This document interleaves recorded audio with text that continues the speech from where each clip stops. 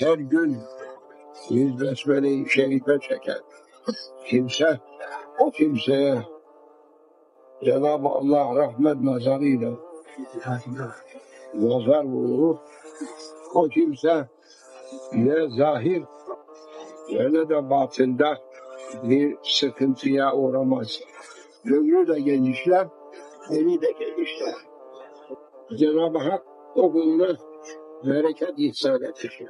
O kimsenin kesesinde mangır eksilmez. Cebinde parası eksilmez. Cenab-ı Hakk'ın yüce ismi. O Resul-i Şerif'in içerisinde de bereketi hesaba gelmez. Bismillahirrahmanirrahim. Musa Peygamber'e de indirildiği vakitte Cenab-ı Hak'tan yedi ümmetlerine bu besmele-i şerife verilsin istedi.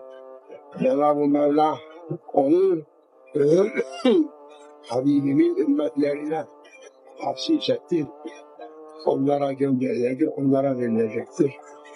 Yalnız peygamberler sıkıldığı vakitte onlara besmele-i şerife gönderildi. Nuh Aleyhisselam tufandan Bismillahirrahmanirrahim hürmetine kurtuldu. İbrahim Aleyhisselam Bismillahirrahmanirrahim'in bereketine, hürmetine Nemrud'un ateşinden selamet buldu.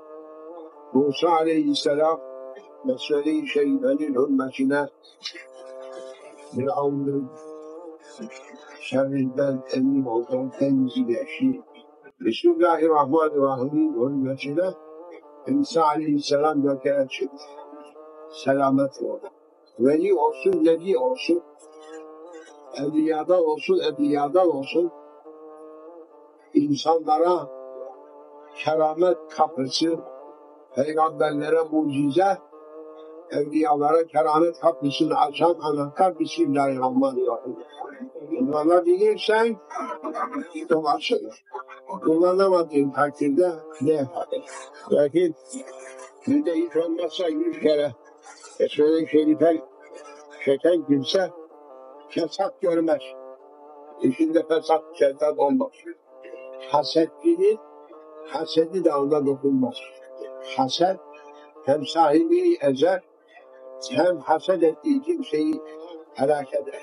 İyi değil, en kötü şeydir. Kimde haset varsa cennete girmez. Kıskançlık cennete girmez.